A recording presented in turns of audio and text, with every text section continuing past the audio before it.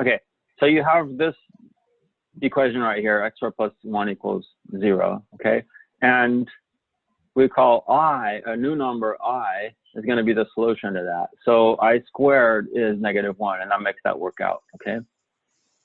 But I is called an imaginary number.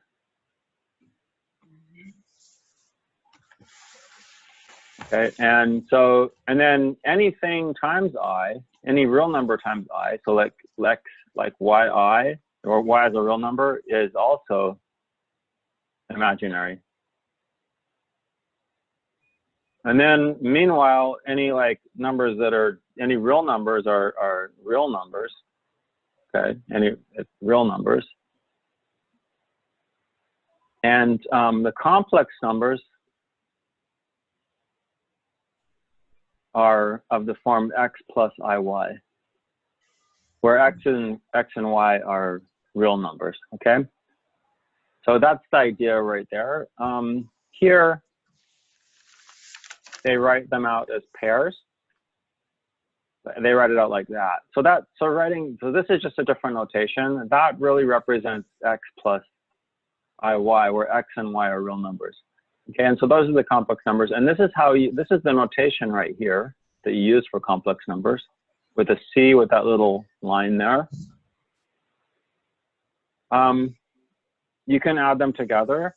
And as you add it together, the I sort of acts like a variable, except if you ever end up with I squared, then that's -1.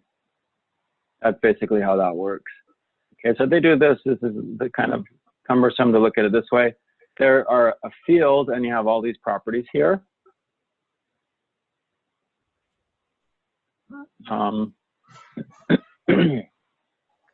More properties.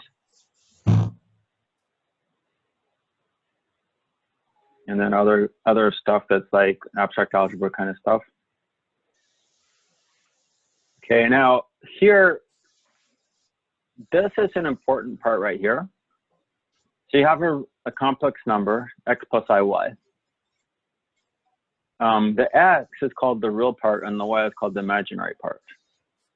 So for example, if I had, like, let's say I had 3 plus 7i, okay? And I'll call that z, because usually for complex numbers, you want to use the variable z. That's just what people do. They use the variable z for a complex number. Okay, so the real part, in this case, for this number, the real part is 3. And the imaginary part is 7. Okay? So it's not 7i, it's just 7. Okay? So that's what that means. So really the imaginary part's actually a real number. And so it says right here, y is the imaginary part. So that means that the 7 is not the 7i.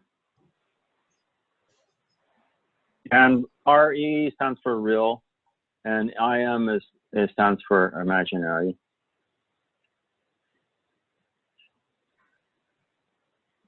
Okay. So real and imaginary parts.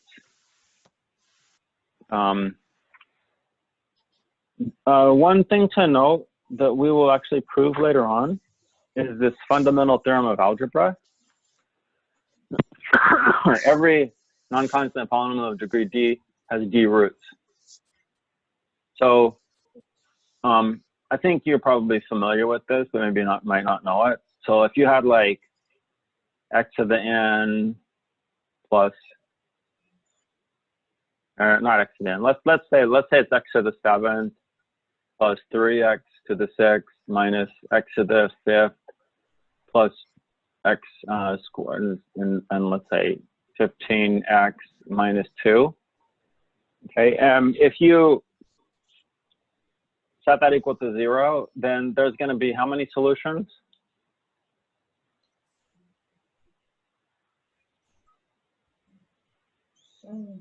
How many solutions does this have? 7. 7. Yeah, 7 solutions basically. That is if you're counting multiplicity. So counting multiplicity means that if you have like if 2 is like it's a double zero, then it counts twice. Okay, or some number is a double zero, then it counts twice. Okay, a double solution. So meaning if you factor this, then it's like the corresponding term x minus that 0 is squared. That would be double. Or if it's cubed, then that counts as 3. Okay, so that's the idea there, and that's basically the fundamental theorem of algebra, which has to do with complex numbers because some of these solutions could be complex, non-real. So that's why the complex numbers are heavily involved here, and we'll actually prove this later on in the course. Okay. An interesting thing about complex numbers is if you add it together, they kind of add like vectors. And the idea there is that we have, so this just looks like the Cartesian coordinates, right, in 2 dimensions, right? But we can say this is in complex numbers, you say this is the real axis, and this is the imaginary axis. And so if you had like, let's say we had 3 minus 2i, you could graph this by coming over 3 and going down 2, and there it is right there. That's 3 minus 2i. So this would actually be 3, and this would actually be negative 2i right there. And other complex numbers can be graphed similarly. And they kind of add like vectors do. That's what this thing is saying. Okay, and a very important aspect of a complex numbers is the absolute value, or it's also called the modulus. So those are kind of interchangeable. Usually, if people are referring to complex numbers, then they're going to call it the modulus. Okay, and that is defined to be the square root of x squared plus y squared. So the modulus of 3 minus 2i, that's going to be the square root of 3 squared plus negative 2 squared, which is the same as 2 squared. So that's going to be, what is it, 9 plus 4? So that's going to be the square root of 13. Okay, so that's the modulus. And this is very important. This is very important. You really need to understand this well in order to, or you can have a lot of trouble in the future in this course. Another important, very important aspect is the principle is the argument. Okay, the argument is a little bit tricky because it can take on a lot of different values. So it's like, it's not just one value, it's several, but it's probably not something you should worry too much about. Let me explain. Okay, so basically the argument is an angle phi, such as this. So if we have, if you have a complex number right here, so this is a plus bi, right there. If you draw this to the origin, then this angle right here will be one value of the argument. This angle right here will be. Okay, but then you're also, the reason that I said it's multi-valued is that if you go around all the way and then come back, that's also another value of the argument. Okay, so that's why they say that the argument has, you can add multiples of 2 pi, integer multiples of 2 pi, and you'll also have another value of the argument. If you have one value of the argument, you add multiple values of integer multiples of 2 pi, you'll get other values of the argument. Okay, the number 0 has modulus 0. So basically that's what that, and then these are probably, maybe these are familiar to you guys. This is polar coordinates, converting polar coordinates. So if you took math 214, then, wait, no, this is math 213, then you studied polar coordinates. And that's just what this is. This is what's going on right there. Okay. Let's move on to the next page. Or I left a blank page. Oh well.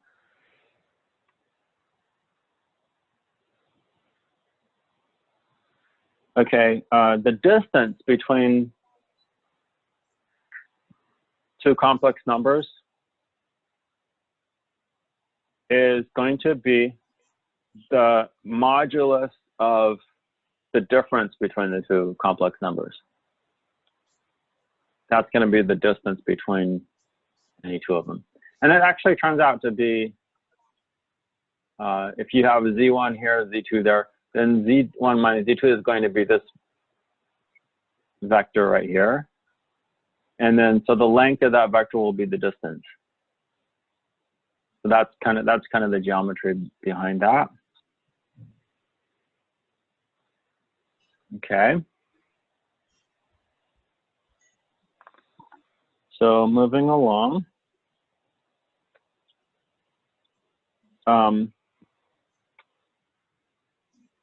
One of the reasons that the argument is so important is that this idea right here. It stems from this idea right here, that e to the I phi is equal to cosine phi plus I sine phi. Okay, so this is really important. You need to memorize this.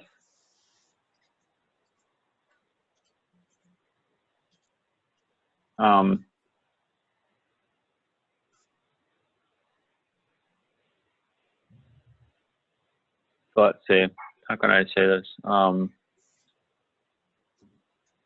Yeah, so they just need to memorize that. And so if you know, so the idea here is if you know the,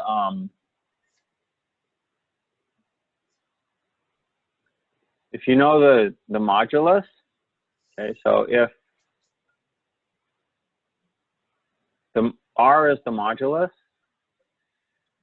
and phi is the argument, we'll just write arg z, then z is going to be, you can rewrite it as r e to the I phi, okay?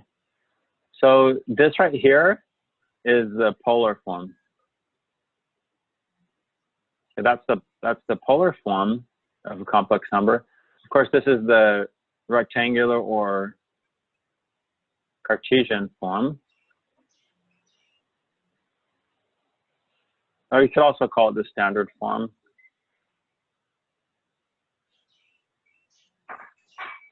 I guess it's mostly called the standard form, a plus ib, where you have the real part plus I times the imaginary part.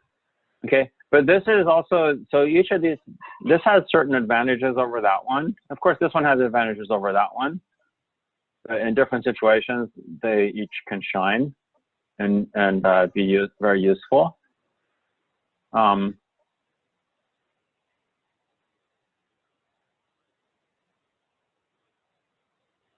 Now, one of the main reasons for this is this, that this is a useful form, is this right here. This very first identity in the proposition, that if you have e to the I phi 1 times e to the I phi 2, that's equal to e to the I times phi 1 plus phi 2. And I think this is called the Marverous Theorem. The Marverous Theorem.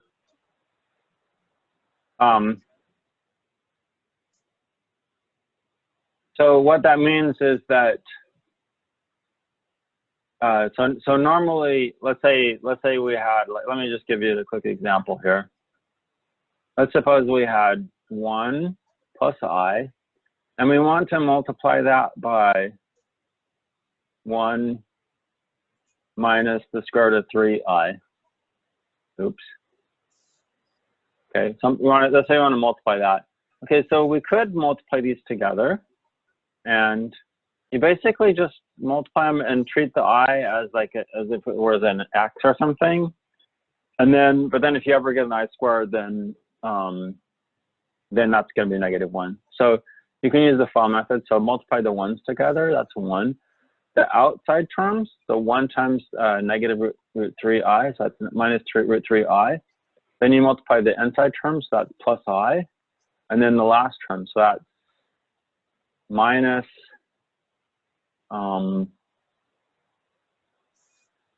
root 3i squared. But here's where I said if you get an I squared, then that's a -1, right? So this is 1. That's 1. And this right here is going to be plus, this is -1. So this is, the negatives are going to cancel, and you're going to get plus root 3. And then you're going to get, if you factor an I out of here, you get 1 minus the square root of 3i. Okay, so you get this right here if you multiply it out if you multiply it like that.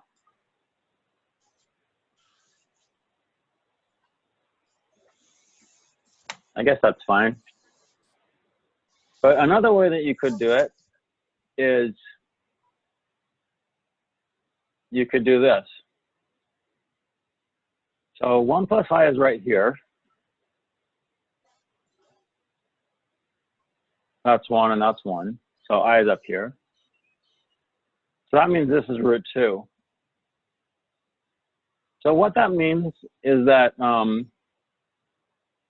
from this, 1 plus I, that means that 1 plus I is equal to, okay, so if you're putting it into polar form, the R is going to be what?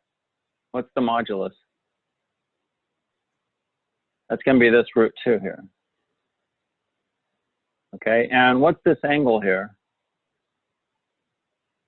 If that's 1 and that's 1, what's this angle in radians?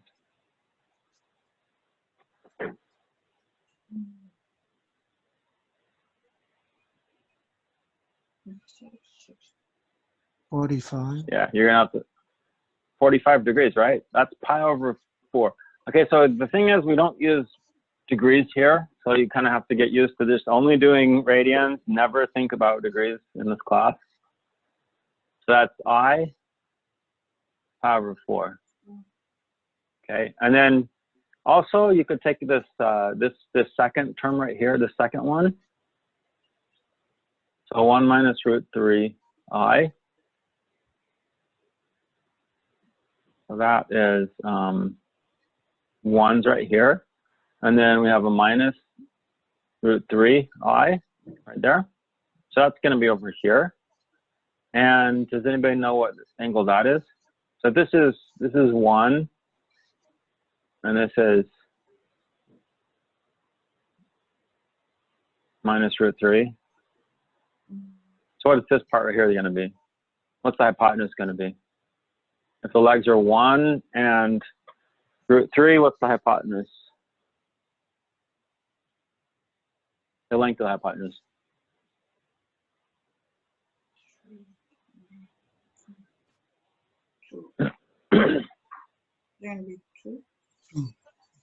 Yeah, that's going to be 2. So that means that the modulus is 2. And then what's the angle?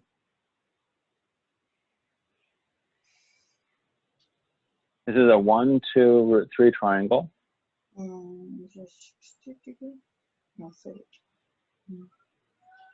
Yeah, that means this is going to be 60 degrees, right? 60 degrees. Yeah, it's going to be pi over. So that's negative pi over 3. Okay? Negative pi over 3. Okay, so the idea is instead of, okay, so if we want to multiply these two together, you can just write the representations.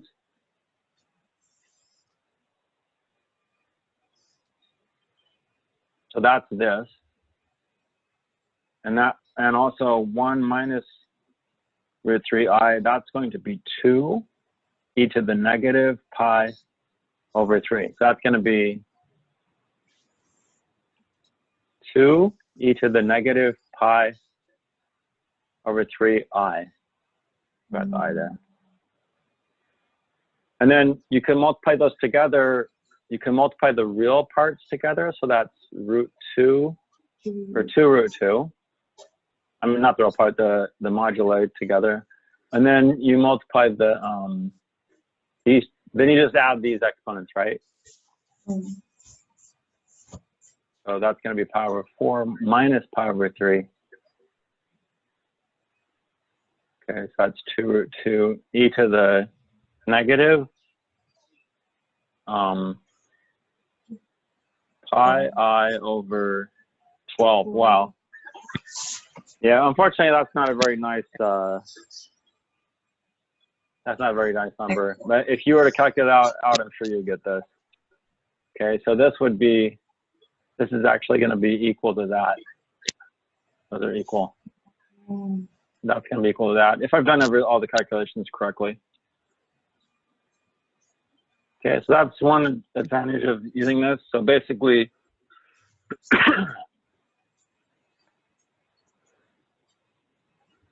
let me see if they have it somewhere.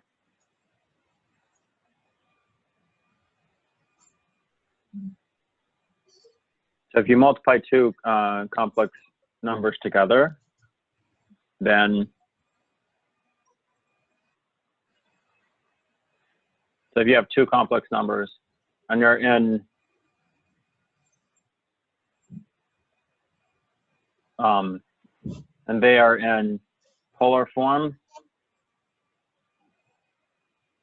So R1 is the modulus for the first number, R2 is the modulus for the second. C1 is the argument for the first, C2 is the argument for the second. When you multiply those together, you're going to get R1, R2 times e to the I phi1 plus phi2, just like that.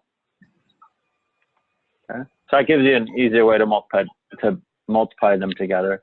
Now this is quite useful if you have something like, let's say we got 1 plus I and you're like, whoa, no, let's do this, not that one. Let's do 1 plus root 3i. And let's say that someone wants you to take it to the, we'll say 12th power. And you'll be like, whoa, to the 12th power, oh my goodness. So what you could do is you could convert this. So here definitely it's going to be easier if you could just convert this to polar form. Okay, so what is the modulus? So what you want to do, 4. you want to graph it. And the modulus is going to be this, right? Yeah. That's 1, and that's root 3. So what's the modulus? 2. It's just a 2, right? Okay, so you can put a 2 there for the modulus.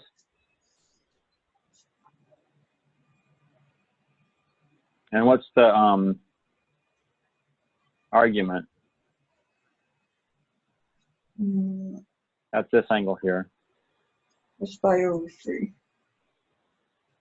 Yes, pi over 3.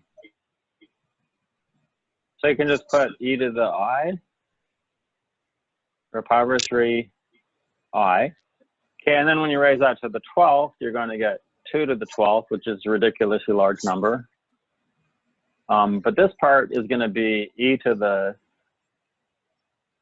12 pi I over 3.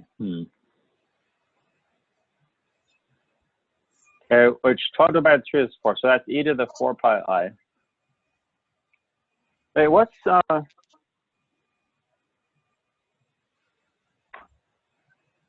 okay, so what is e to the 4 pi I? Do you guys have an idea what that's going to be?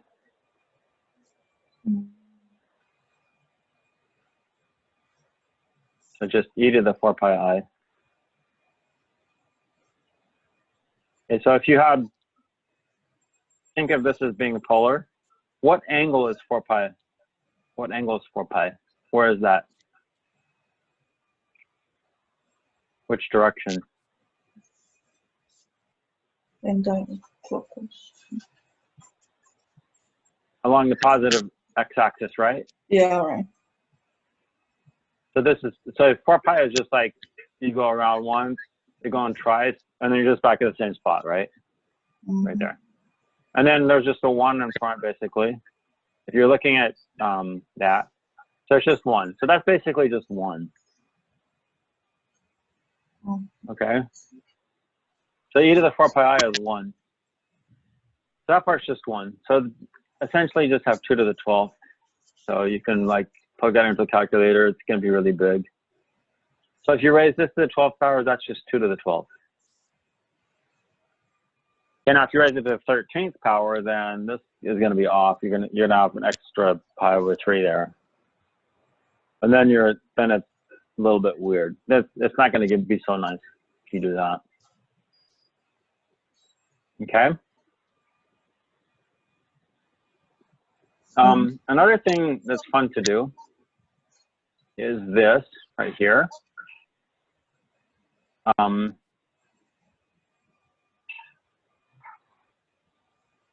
You can do this. This is called the most important constants of all time. Does that sound exciting? Okay, what are some numbers that are really important? Important numbers. 1. Okay, 1, definitely 1's important. Pi. What else? 0. What? 0. And you said, Santivita said pi, right? Yes. And what else? Anything else? And then I is also important too, because we're taking complex variables, so we got to say I is important. And then there's one other number that's really important. It's an important number. E. E, yes. Okay, so those are the most important constants of all time, we'll say. Those 5 numbers there. Okay, now it turns out that if we go e to the pi I, what do you guys think that is? So I can I'm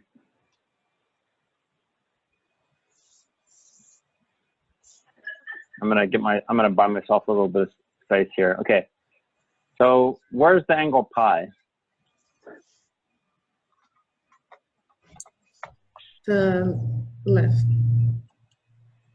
Like that? Mm-hmm. Okay, that's the angle pi. Okay, so it's the negative real axis, right?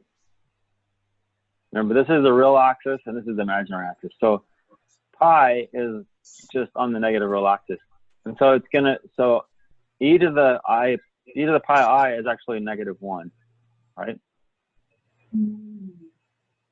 Okay, that's -1. So if I take this equation, if I take this right here and I add 1 to both sides, guess what happens? +1 equals 0. And then each of the important constants appears exactly 1 time in this equation. Ooh. Okay. Let's move on. The next important concept is the conjugate, the complex conjugate. And that's written with a bar above it, a bar like that. So if z is 3 plus 4i, then the conjugate is written like that.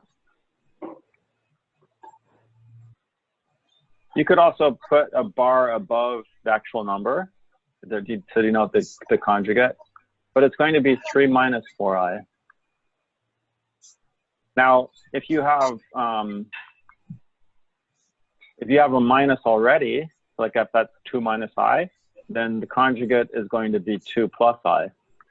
So you just take the second one and you flip the sign. And that's the conjugate.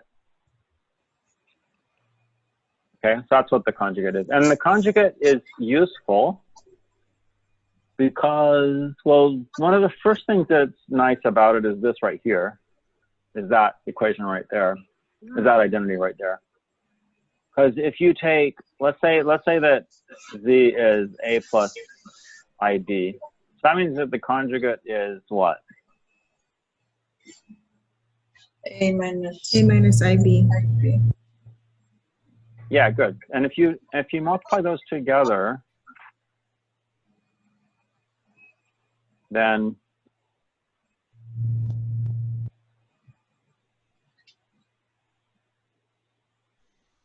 what happens is you get the first two, that's a squared. and Now, minus if you take the outside ones, the outside is minus ABI and inside is plus ABI. Those are going to cancel. And then the last ones you get B squared, but then you also have this negative I squared on the front. So it's actually going to be just plus B squared. Which this is the modulus squared. Because remember that the modulus is, the modulus is this, right? But if you square that, then you're going to get this.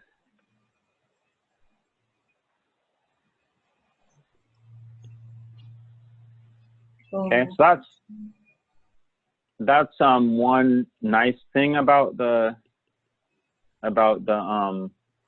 conjugate. Something else that you should keep in mind is you have all these other properties as well. I mean, it doesn't, just like by looking at the modulus and think about, I mean, not the modulus, the conjugate, and thinking about what it is, it doesn't, I mean, you could probably see this one pretty quickly, that that's going to be the case. But this second one is like, whoa, that's weird. And the third one is like, wow, if you do that, then this fourth one is, so these two right here, it'll be very helpful if you memorize those. I'm just saying. If you memorize those two right there, because maybe in doing some proofs or something, it would be helpful. This is also an important one right here. And then these two get used every once in a while.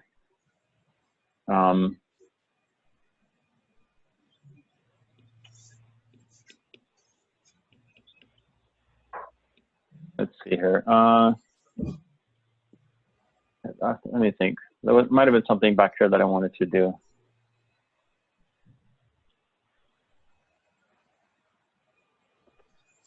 No, that's okay.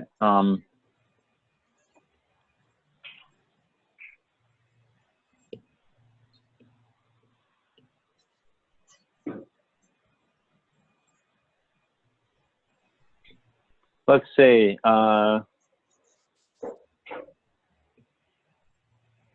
Let me show you maybe this one right here. Imaginary part is 1 over 2i times z minus z bar.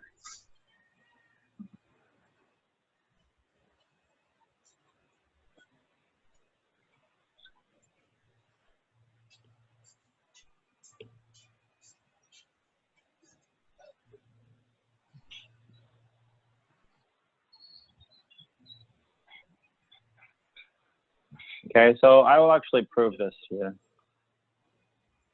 Okay, so proof. So you could say let z be a plus ib. Okay, so every complex number can be written in this form right here, a plus ib, right? A plus bi. Okay, so what's the conjugate going to be? A minus bi. Yes, a minus bi. Okay, so now if you take this guy right here, 1 over 2i, z minus z bar, and you just basically plug everything in, you get a plus ib right there, right? And then you're going to be subtracting a minus ib, like that. And what do you end up with when you do that? Mm, 2i. it's gonna be Yeah, 0. the a's are going to cancel, and you're just going to get Oh, it's gonna be 2 2IP. 2ib. And then those are going to cancel with those, right? Mm-hmm.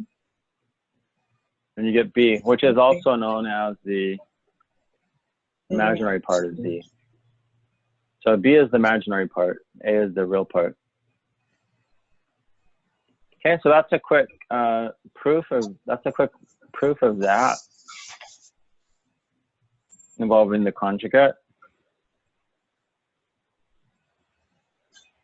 Now, if you take the conjugate twice, then you get back the original one. So right here, if I did the conjugate of this, I just get back 2 minus I. So these are actually conjugates of each other.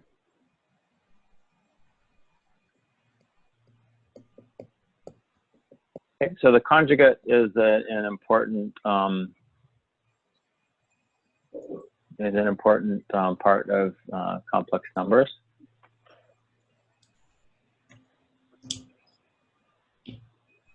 Okay, 1.6 is the triangle inequality. And that is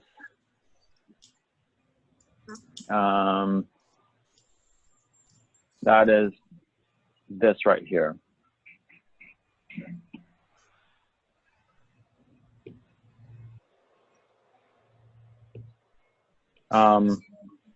Essentially, if you have a complex number z1, let's say z1 is right here, and let's say z2 is over here. We'll just kind of put them anywhere. So this length represents the modulus of z1. This length represents the modulus of z2. If you add these two numbers together, then what do you get? You basically get, if you take this number, if you tack this number on the end, then you're basically going to be coming up here. And you're going to get that. Or you could take this number and tack it on the end, which would take you up this way. Okay, so this is going to be z1 plus z2. Okay, and what's happening here is that this right here is the modulus of z1. This red part is the modulus of z2. And then this from here to here, this third side of the triangle is the modulus of z1 plus z2. Okay, so the modulus of a complex number is the distance that it is from the origin, right? This is the distance that z1 is from the origin. This is the distance z2 is, but then this distance is also that. Okay, so these three numbers, this number, this number, this number, when you look at it in this way, they form, each one forms a side of a triangle. And as you know, one side of the triangle, any side of a triangle is less than the sum of the other two sides. Now, they could be equal when this doesn't form a triangle, but instead, let's say you had z1 like right here, and then z2 is further along this line up here. Okay, then if you add those two together, then the sum of those two is actually going to be equal to the sum of the moduli. Okay, here's where they're equal.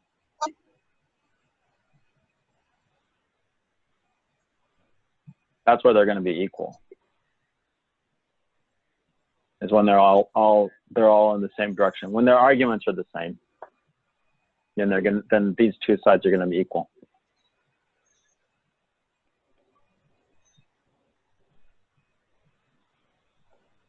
Okay. So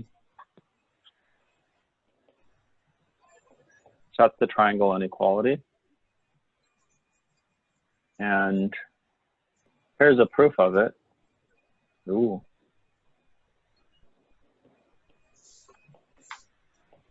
Algebraic proof. So this is like graphing it and showing it that way. Okay, so we have these properties here as a corollary to that. So any combination of plus or minus Z1 and Z2 are going to give you this, because the modulus of negative Z1 is the same as the modulus of Z1, right? So so part A is pretty quickly. Part B is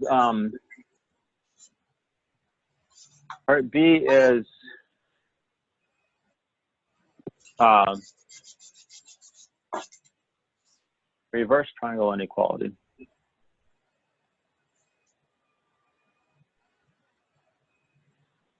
And the way that you think about this one is over here,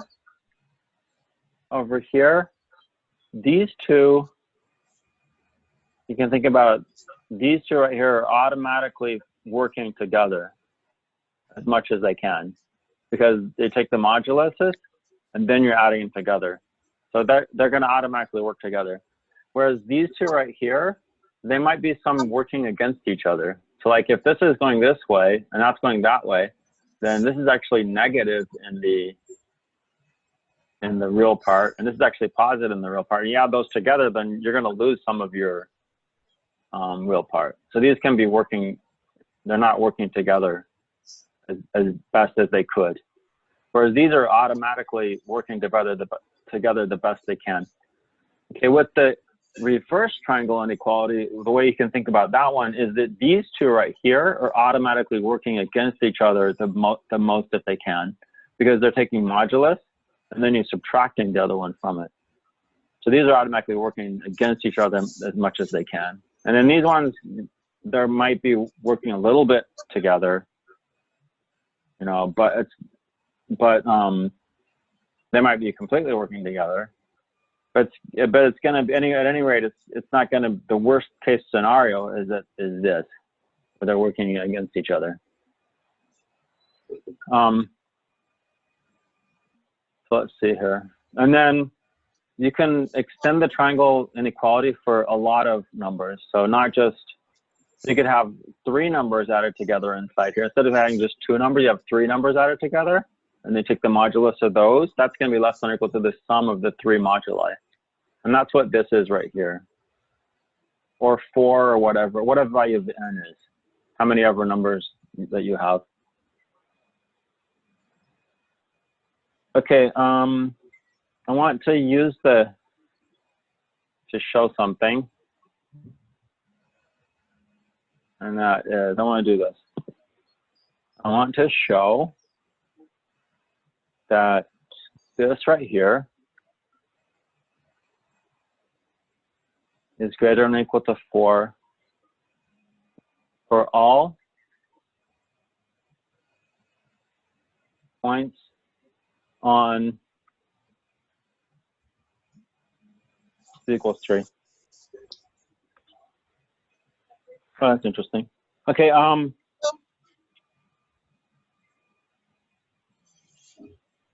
here's another interesting thing about complex numbers. And we don't necessarily need to know this to work this problem, but this is actually the circle of radius 3 centered at the origin. Okay, that's 3i. Those are all points and -3, those are all points whose modulus is 3. -3i. All these points are on. So this is using complex numbers allows you to write down equations for circles pretty easily. It's much more efficient than using x's and y's. Okay, we'll get into that later though, and we don't need it. Like I said, we don't need it for this problem. Okay, so what you can do is use the reverse triangle inequality and kind of let that be Z1 and then the 4 be Z2 and the reverse triangle inequality. So we go back here. Okay, so focus on this one right here.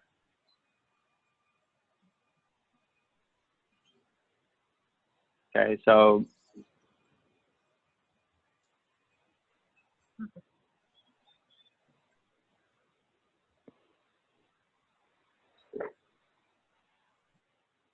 which was, okay, so the reverse triangle inequality. That was this right here. So focus on this one. Z1 plus Z2 is greater than or equal to the modulus of Z1 modulus minus the modulus of Z2. Okay. Okay. So if you do that, then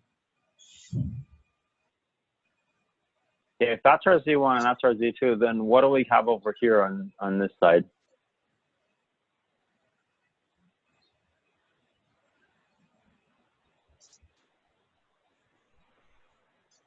Well, this is our Z1, right? So like that. And our Z2 is just a 4.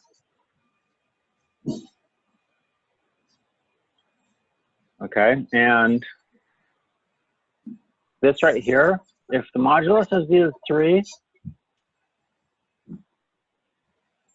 then the modulus of Z squared is going to be 9. And then if you just have number 4, that's a real number. It's a positive real number, so its modulus is just itself, so it's just 4.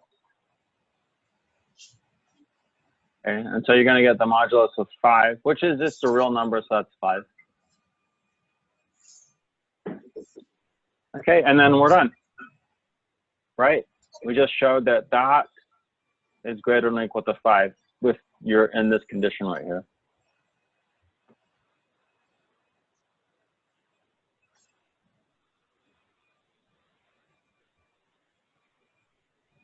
Okay.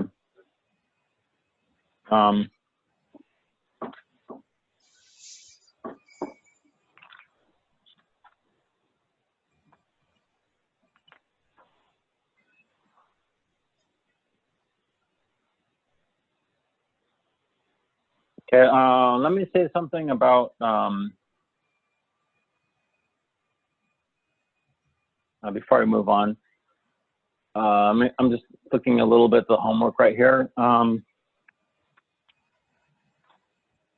see.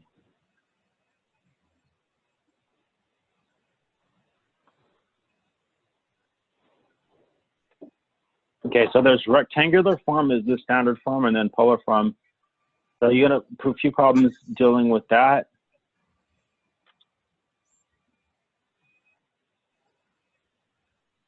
Okay, let me say a couple of things. Okay, so first of all, let's suppose that we want to take just a few notes here. So division of complex numbers. Okay, so let's suppose that we want to divide, let's say we want to divide Z1, let's say we want to divide Z, not Z1, by let's say Z plus 3, for example. You want to do that. Okay, so what you could do or more specifically, find the real and imaginary parts. Okay, so if you see something like this, then you could say, well, z looks like it's a complex number because that's the variable, right? So I'm going to rewrite that as x plus iy. And then over here, I'm going to rewrite this as x plus iy also. Okay, but I'm going to put the 3 there, and I'll put the plus iy over there, like that. Okay, and then what I'm going to do is to divide complex numbers, you want to multiply by a fancy form of 1, which is going to be the conjugate of the denominator.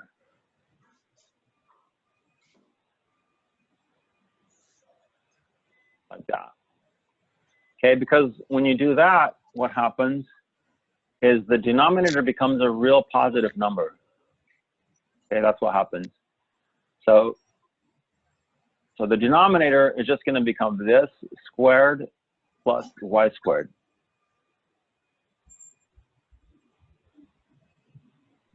That's what the denominator becomes. The numerator, that's a little bit more complicated. So multiply that times all this. So that's x squared plus 3x. And then the outside is minus ixy. The inside is going to be plus ixy plus 3iy. And then the last ones are going to be plus y squared. So that's going to be, let's see here. Oh, check this out. So these guys cancel, right? Mm-hmm. That's good. And then we have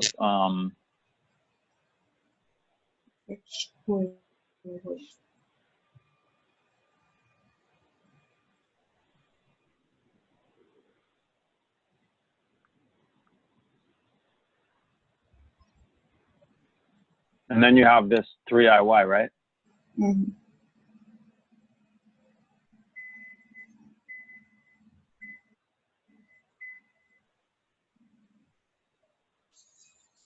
Okay.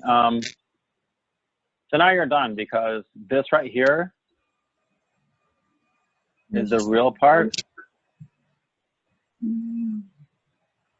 And this right here is the imaginary part. Okay, so you're allowed to have real numbers in denominators. You're allowed to have real numbers in denominators, but you're not allowed to have complex numbers in the denominator. Okay, when you're looking at the rectangular form. Okay, so there's that, and then there is one more thing that there's a few problems involving the quadratic formula.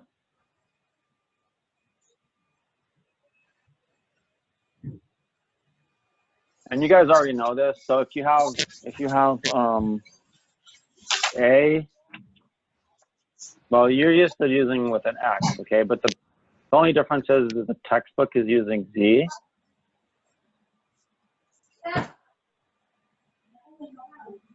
So if you got an equation like that where a, b, and c are real numbers, and one of these, or two of them could be 0, you know, some of these could be 0, then you're going to have two solutions, and that's going to be negative b plus or minus the square root of b squared minus 4ac all over 2a.